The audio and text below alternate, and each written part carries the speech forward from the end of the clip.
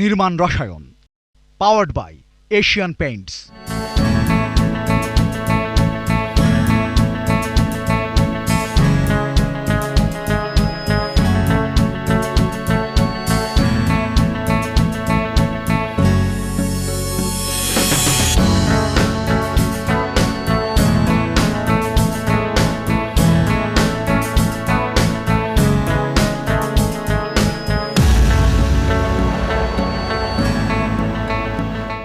নির্মাণ রসায়নের প্রথম পর্ব প্রচার হয় 2023 সালের 18 মার্চ। এক এক করে বিভিন্ন পর্বে আমরা তুলে ধরেছি দেশ বিদেশের নানা স্থাপনা ও প্রকল্প নির্মাণের নেপথ্যের স্বপ্ন ও গল্প।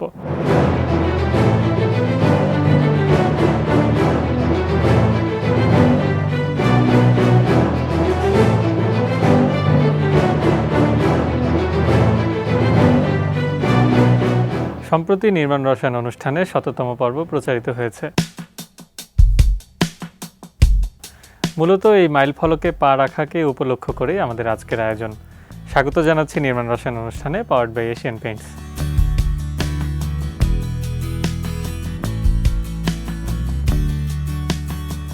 নির্মাণ রসায়নের 100তম এপিসোডের জন্য এশিয়ান পেইন্টসের তরফ থেকে এবং আমার তরফ থেকে আন্তরিক শুভেচ্ছা এবং অভিনন্দন।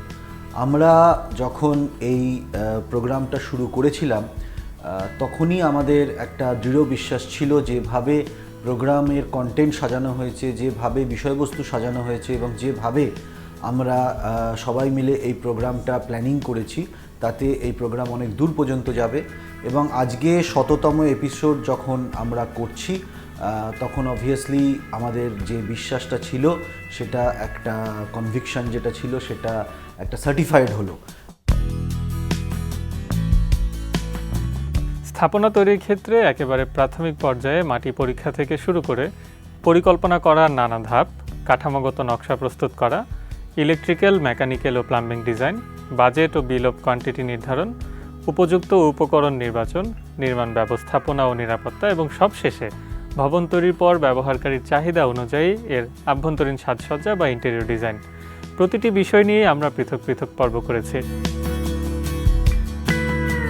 স্যাম্পলটা আমাদের কালেক্ট করতে হবে জিপার ব্যাগ দিয়ে, কারণ এটার আমি ময়শ্চার ডিটারমাইন করব। সো এটা যদি ঠিকভাবে এয়ার টাইট না থাকে তাহলে হচ্ছে আমার ময়শ্চার লস হয়ে যাবে আর কি। এটার আমি সয়েল টেস্ট রিপোর্ট দেখছি যে এটা হচ্ছে সাইট ক্লাস ডিতে পড়ে। সাইট ক্লাস ডি মানে বেশ খারাপ আর কি, সয়েলের মধ্যে এটা আমাদের এখানে খারাপটা। ওখানে কিছু স্পেশাল ট্রিটমেন্ট যদি না করে বিল্ডিং ভূমিকম্প সহনীয় করে তাও বিল্ডিং ধরাশায়ী হবে। নিউ বিএনবিসি 2020 মানে এটা কিন্তু শুধু কোড না, এটা কিন্তু ল হয়ে গিয়েছে।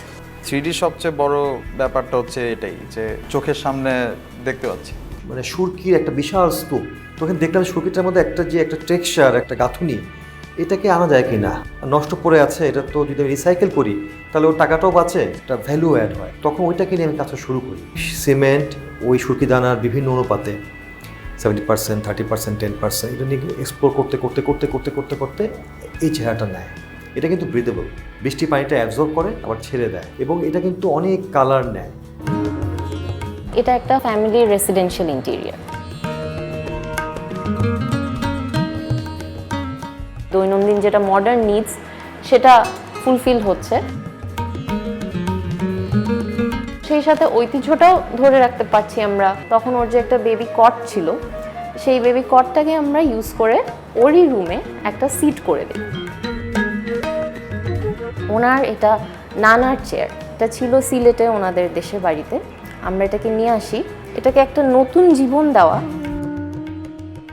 নির্মাণ রসায়ন শুধুমাত্র একটি শো নয়। এটা যখন আমরা শুরু করেছিলাম নির্মাণ রসায়ন টিম এবং এশিয়ান পেইন্টস টিম মিলিয়ে, তখন আমাদের আইডিয়াটা ছিল যে সিভিল ইঞ্জিনিয়ারিং এবং আর্কিটেকচারাল যে এনভায়রনমেন্ট বাংলাদেশে আছে তাদের বিভিন্ন কাজ শুধু আমরা শোকেস করব তাই নয়, কি ইনোভেশন হচ্ছে, স্ট্রাকচারাল ইন্টিগ্রিটিকে আমরা কিভাবে শোকেস করতে পারছি, আরবানাইজেশনটাকে কিভাবে আমরা একটা স্ট্রাকচার্ড ওয়েতে দেখাতে পারছি, সেইগুলোকে দেখানো এবং পৃথিবীর বিভিন্ন জায়গায় যে বিভিন্ন ইনোভেটিভ কাজ হচ্ছে সেইগুলোকে বাংলাদেশের পরিপ্রেক্ষিতে কিভাবে ট্রপিক্যালাইজেশন করা যায় সেইগুলো।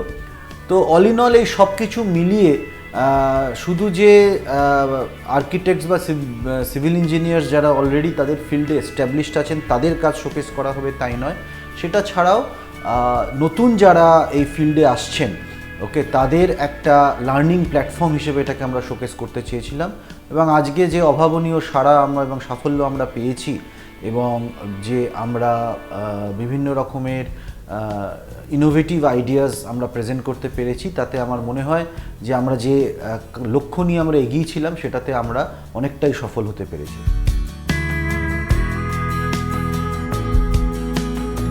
বাংলাদেশের কালচারকে এই বিল্ডিংয়ের ভিতর দিয়ে আমরা রিফ্লেক্ট করতে চেয়েছি।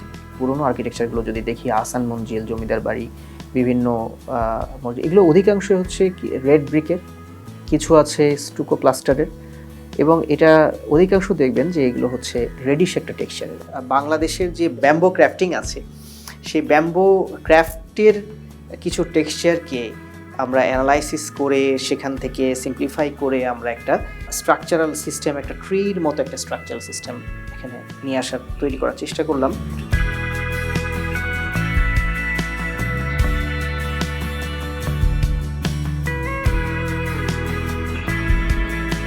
আমরা অনেক রকমের টেকনিক্যাল সলিউশন দিতে পারি, যে জায়গাগুলি ছোট ছোট, ঢাকা শহরে 80% সেগুলিকে নিয়ে আমরা ব্লক ডেভেলপমেন্ট করতে পারি। ইম্পর্টেন্ট জিনিসটা হলো যে মানুষকে আগে সিটির ওনারশিপের জায়গায় নিয়ে আসতে হবে। আমরা আর্কিটেক্ট, আমি আর্কিটেক্ট, উনি প্ল্যানার, টেকনিক্যাল স্কিলগুলি আমাদের আছে, কিন্তু তার আগে দরকার কিন্তু হলো যে মানুষের যে স্বতঃস্ফূর্ত অংশগ্রহণের পরিবেশ তৈরি করা।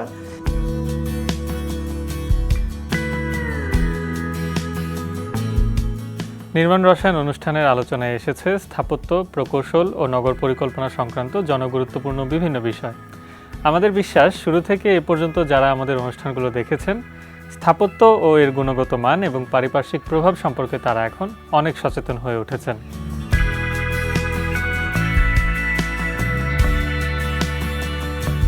আমাদের তো প্রতি বছর বন্যা হবে, আমাদের আসলে লং টার্ম সলিউশন চিন্তা করতে হবে। ছাত্রদেরকে আমরা কিভাবে প্রস্তুত করতে পারি, বা আমাদের ভবিষ্যৎ জেনারেশন যারা এখান থেকে আর্কিটেক্ট হয়ে বেরোচ্ছে তাদের দায়িত্ববোধগুলো কি হবে, আমাদের প্রকৃতিকে চিনতে পারা, আমাদের মানুষের জীবনকে চিনতে পারা, আমাদের গ্রামীণ পটভূমিতে ভালনারেবিলিটিগুলোকে চিনতে পারা। আমাদের আর্কিটেকচার প্র্যাকটিসটা তো মূলত শহরকেন্দ্রিক হয়ে আছে। এইখানে আমাদের এই জেনারেশনের সাথে আমরা যদি ওই বাস্তবতাগুলোর পরিচয় ঘটিয়ে দিতে পারি, তাহলে হয়তো আস্তে আস্তে একটু গুণগত পরিবর্তন আসবে। এটা একবারে হবে না। আমরা যদি একটা জেনারেশন অফ আর্কিটেক্টস গড়ে তুলতে পারি যে যারা আসলে সামনের দিনগুলোতে ডিজাস্টার সিচুয়েশনগুলোতে তারা কাজ করতে পারবে, এমার্জেন্সি সিচুয়েশনে এমার্জেন্সি আর্কিটেক্ট হিসেবে কাজ করতে পারবে, তাদের ওই অ্যাওয়ারনেসগুলো থাকবে, ওই ইনভলভমেন্টগুলো থাকবে।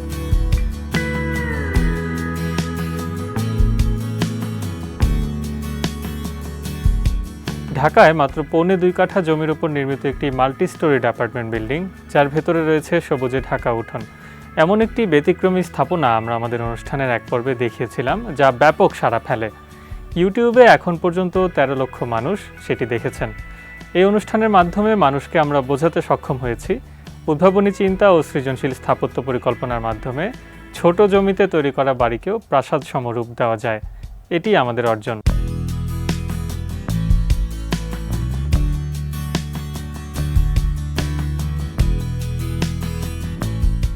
ঢাকা শহরের যে বাড়িতে আমরা থাকি সেখানে কোনো স্মৃতি তৈরি হয় না আর কি।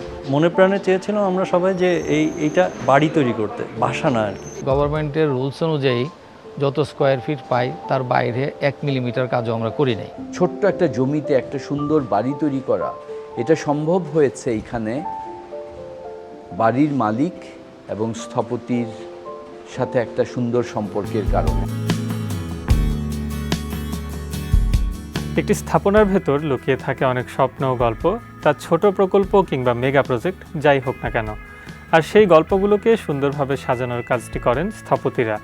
স্থাপনার নকশা করার সময় তারা একটি জমির ভেতর সীমাবদ্ধ না থেকে বরং ভাবেন চারপাশের প্রকৃতি ও পরিবেশের কথা। ডিজাইন করার প্রক্রিয়ায় আলো বাতাসের অবাধ চলাচল, ব্যবহারকারীদের স্বাচ্ছন্দ্য, পরিবেশ বান্ধব উপকরণ এবং গরমের সময় বাইরের উচ্চ তাপমাত্রা থেকে ভবনের ভেতরকে সুরক্ষা দেওয়ার বিষয়গুলো বিবেচনা করা হয়। যদি সূর্যের তাপটা সরাসরি আমার বাসার ভেতরে ঢুকে যায় তাহলে ভেতরটা গরম হয়ে যাচ্ছে।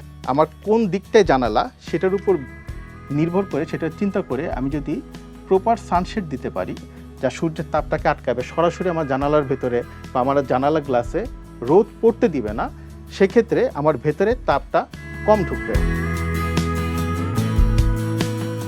এছাড়াও দক্ষ ও অভিজ্ঞ পুরকৌশলীর মাধ্যমে ভূমিকম্প সহনশীল কাঠামো তৈরি করা বা স্ট্রাকচারাল রেজিলিয়েন্স, অগ্নি নিরাপত্তা বা ফায়ার সেফটি, সর্বজনীন গম্যতা বা ইউনিভার্সাল অ্যাক্সেসের বিষয়গুলো তো আছেই। প্রতিবন্ধী মানুষ আর কয়জন, কিন্তু বাকি সবার তো জীবনে কোনো না কোনো সময় 100% মানুষেরই আসলে হচ্ছে অ্যাক্সেসিবল ফিচারগুলো দরকার হয়।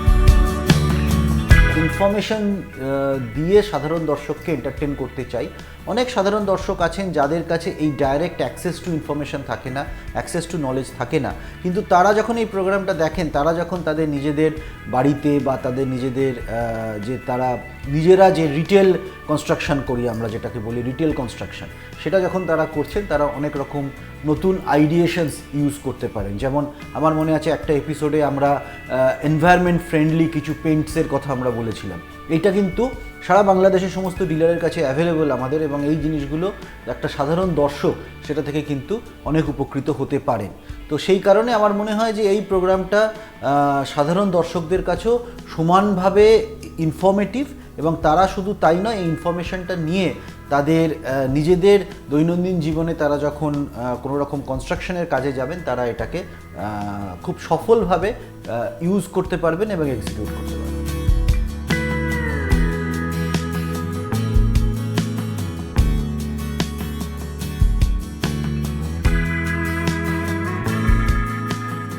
সাধারণ বিল্ডিং আর গ্রিন বিল্ডিংয়ের মধ্যে সবচেয়ে বড় তফাৎ হলো সেভিংসের, savings regarding to energy efficiency. মানে আমি ইলেকট্রিক্যাল যে আমার মেনটেন্যান্স ফি বা ইলেকট্রিক্যাল বিল যদি বলি, সেটা 30% মিনিমাম কম হবে। তারপর ওয়াটার এফিসিয়েন্সিতে, মানে ওয়াটারের যে ব্যবহারটা একটা সাধারণ বিল্ডিংয়ে যদি ধরি আমি 100% ব্যবহার হচ্ছে, একটা সমান পরিমাণ একটা গ্রিন বিল্ডিংয়ে 70% ব্যবহার হচ্ছে। তো এই যে ন্যাচারাল রিসোর্সের ব্যবহারটা আমরা কমিয়ে ফেলছি। এছাড়া যেটা হলো কার্বন এমিশনের কথা তো বললামই, যে কার্বন এমিশন হ্রাস পাচ্ছে, যে লোকাল ম্যাটেরিয়ালের ব্যবহারটা বেশি হচ্ছে। পাশাপাশি ওয়েস্ট রিডাকশন, যেটাকে আমরা আসলে এখনও অত গুরুত্ব সহকারে বাংলাদেশে দেখা হয় না, বাট আমাদের আসলে গ্রিন বিল্ডিংয়ের একটা অন্যতম ফিচার হলো যত বেশি আমরা ওয়েস্টটাকে রিইউজ বা রিসাইকেল করতে পারি, যত বেশি আমরা ম্যাটেরিয়ালকে বিল্ডিংয়ের ভেতরেই রেখে দিতে পারি। যেমন আমরা মডিউলার জিনিস বেশি ইউজ করি, যেমন গ্লাস মডিউলার ইউজ করি, ফার্নিচার মডিউলার ইউজ করি, এবং আমরা যে ধরনের ম্যাটেরিয়াল ইউজ করি সেগুলো আমরা মডিউলার চেষ্টা করি করার, যাতে ওয়েস্টেজটা কম হয়। এবং এই ওয়েস্টেজ কম হওয়া মানে পরিবেশে ক্ষতিকর উপাদানগুলো আমরা কম দিচ্ছি।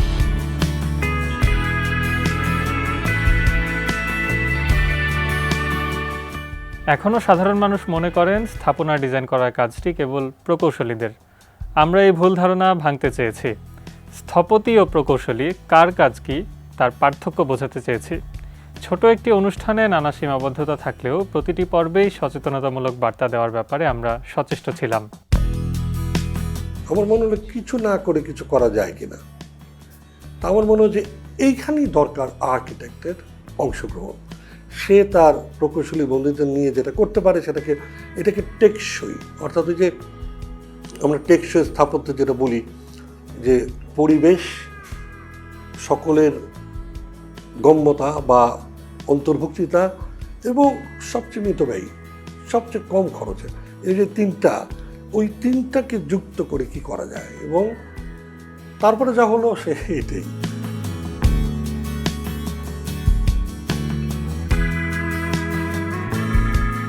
আমাদের বিভিন্ন পর্বে এই পর্যন্ত অতিথি হয়ে এসেছেন দেশের অনেক খ্যাতনামা স্থপতি, পরিকল্পনাবিদ ও প্রকৌশলীরা। তরুণ স্থপতিদের কিছু ভালো কাজও আমরা প্রচার করেছি। ইমেইল ও ফোনের মাধ্যমেও আমরা অনেককে নানাবিধ পরামর্শ প্রদান করেছি।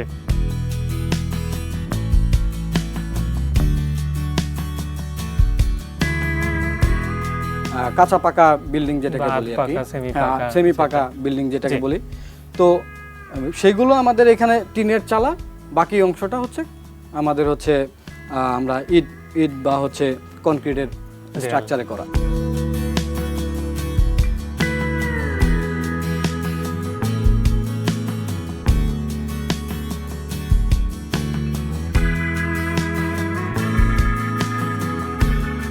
সময়ের প্রয়োজনে আমরা শহরের বাসিন্দা হয়েছি, শহর ও নগর তৈরি করেছি।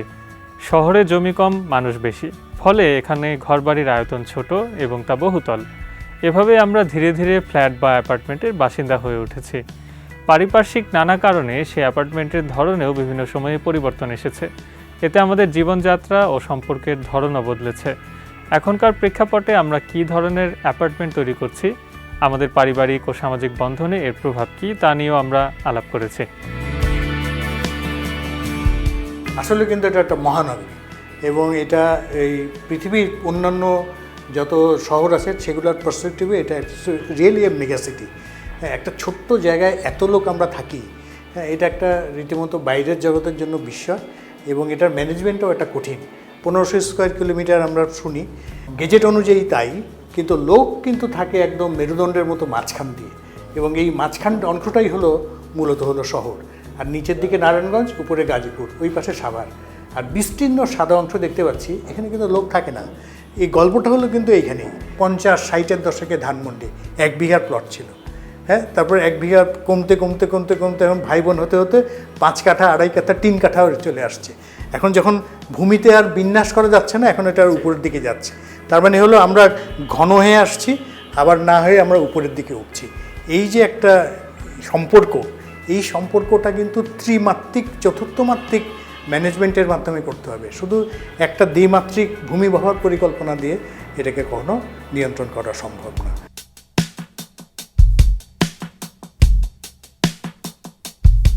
একটা শহর তৈরির ক্ষেত্রে, একটা আবাসিক এলাকা তৈরির ক্ষেত্রে আমি বলবো যে স্কুল, মাঠ, খেলার মাঠ, উদ্যান, পার্ক এগুলো কিন্তু একটা জরুরি বিষয়। এগুলো যেন এখানে থাকে। আর সবসময় যে পার্ক যে বিরাট বড় জায়গা হতে হবে তাও কিন্তু নয়। একটা আবাসিক এলাকায় ছোট ছোট স্পেসও তৈরি হতে পারে। ঢাকা শহরে একজন কাউন্সিলর যদি তার 5 বছরের সময়কালে যদি অন্ততপক্ষে একটি করে পার্ক তৈরি করতে পারে, তাহলে এই ঢাকা শহরে 5 বছরে 154টি নতুন পার্ক তৈরি হবে।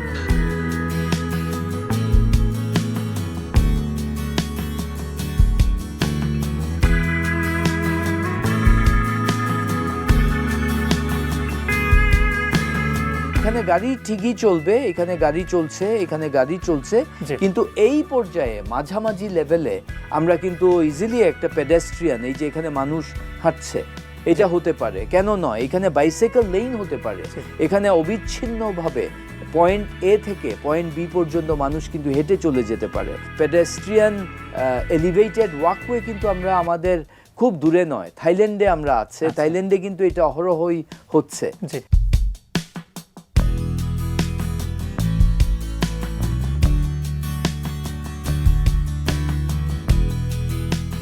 ভবিষ্যতে যদি আমি নির্মাণ রসায়নকে কিভাবে আমাদের দেখা উচিত বলে আমার পার্সোনালি মনে হয় যে আরও বড় পরিসরে, এবং 2 নম্বর হচ্ছে বাংলাদেশ বা আমি যদি সাউথ এশিয়ান কনটেক্সট ধরি, আজকের দিনে কিন্তু ক্লাইমেট চেঞ্জ এবং এনার্জি কনজারভেশন একটা খুব বড় চ্যালেঞ্জ, এবং এখানে আমার মনে হয় যে নির্মাণ রসায়ন একটা বড় ভূমিকা রাখতে পারে ইন টার্মস অফ আমরা যখন socio economic category A+, A, B, B+, এই ধরনের বিভিন্ন সোশিও ইকোনমিক ক্যাটাগরির মানুষজন নিয়ে আলোচনা করি, সেখানে কিভাবে একটা কনস্ট্রাকশন ইন্ডাস্ট্রি কিভাবে এগোতে পারে, কিভাবে গ্রিন বিল্ডিংকে তারা তৈরি করতে পারে, কিভাবে একটা এনার্জি কনজারভেটরি বিল্ডিং তৈরি করতে পারে, এই জিনিসগুলোকে নিয়ে আমরা আলোচনা করতে পারি। এবং শুধু তাই নয়, বিভিন্ন ধরনের ইনোভেটিভ র মেটেরিয়াল, ইনোভেটিভ যেটাকে আমরা বলি টেকসই কাঁচামাল, সেটা ছাড়াও আরও বিভিন্ন নতুন ধরনের প্রয়োগ কিভাবে করা যেতে পারে। যেমন আমরা সেদিনকে একটা খুব ইনোভেটিভ একটা আইডিয়া আমরা কিছুদিন আগে দেখলাম, যেখানে বলছে পেইন্ট ইন্ডাস্ট্রি থেকে যে স্লাজ তৈরি হয়, সেই স্লাজটাকে কম্প্যাক্ট করে আমরা ব্রিক্স বানাতে পারি কিনা। Okay, so that what will happen, it will be a recycling technology. ঠিক আছে, তো এই জিনিসগুলোকে আমরা বাংলাদেশে আনতে পারি কি না, আনলে তার জন্য ইভেন সরকারের তরফ থেকে আমরা কোনো রকম বিভিন্ন ইন্ডাস্ট্রি কোনো রকম ইনসেন্টিভস পেতে পারে কি না, এই জিনিসগুলো দেখা খুবই জরুরি। এবং আমার মনে হয় ভবিষ্যতে নির্মাণ রসায়ন এইটা নিয়ে বিভিন্নভাবে চিন্তা করতে পারে এবং গঠনমূলক একটা পদক্ষেপ নির্মাণ রসায়ন এবং তার সাথে সংশ্লিষ্ট আর্কিটেক্টস এবং সিভিল ইঞ্জিনিয়ার্স যারা আছেন তারাও কিন্তু এটা নিয়ে চিন্তাভাবনা করতে পারে।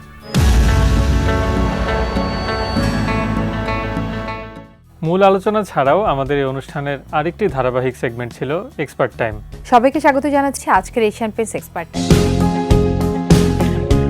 ছাদেও দেখা যেত আগে একটা সলিউশন আমরা দেখতাম, সেটা হচ্ছে লাইম ট্রেসিং যদি বলি, অথবা জল ছাদ। তো সেই জায়গায় we need to have solutions that are more advanced, that are more contemporary. আমি যত ভালোভাবেই একটা ডিজাইন করি, যতটাই ফিনিশ লুকটা সেটা কালার নিয়ে আসে। আমার কালারের যারা কাজ করে তাদের সাথে আমি চেষ্টা করেছি সবসময় কালারটা খুব সেন্সিটিভলি হ্যান্ডেল করার, কারণ এটাই আমাকে ফাইনাল লুক দেবে। প্রোডাক্ট কিন্তু অনেক ক্ষেত্রে, আমি যদি পেইন্টের কথাও বলি বা এই যে কেমিক্যালের কথা বলি, এগুলো অনেকটুকুই কিন্তু ফেল করে আসলে অ্যাপ্লিকেশন প্রসেসের কারণে। যেই রঙই দেই না কেন, যদি ওর বেস কোট না ঠিক থাকে তাহলে কিন্তু ওই রং তার আসল রূপ দিবে না। প্রথম যে কাজগুলো করতাম তখন যে পেন্ট পাওয়া যেত 3-4 বছরের মধ্যে দেখা শ্যামলা ধরে ময়লা হয়ে গেছে, কিন্তু এই পলিথিন বেসড পেন্ট আসার পরে সেই বিল্ডিংগুলো কিন্তু এখনও চকচক করে আর কি। বিভিন্ন এপিসোডে যে প্রকৌশলীরা, আর্কিটেক্টরা এবং বিভিন্ন স্থপতিরা যারা এসেছেন এবং তাদের অভিজ্ঞতা শেয়ার করেছেন, তাদের সবাইকে আন্তরিক ধন্যবাদ জানাতে চাই।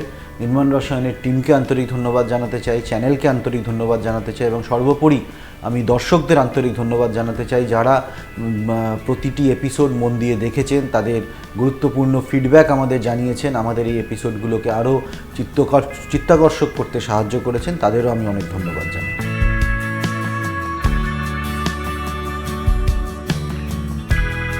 একটি স্থাপনার প্রাণ যেমন এর ভেতরের বাসিন্দা বা ব্যবহারকারীরা, তেমনি আপনারাও আমাদের এই অনুষ্ঠানের প্রাণ। নির্মাণ রসায়নের এই যাত্রায় শুরু থেকে সঙ্গে থেকে আপনারা আমাদের উৎসাহ জুগিয়েছেন, তাই ধন্যবাদ ও কৃতজ্ঞতা জানবেন। ভালো থাকুন, সুস্থ থাকুন, এটি নিউজের সঙ্গেই থাকুন। আশা রাখি আগামী সপ্তাহে ঠিক একই সময় আবারও দেখা হবে স্থাপত্য ও নির্মাণের নতুন কোনো বিষয় নিয়ে।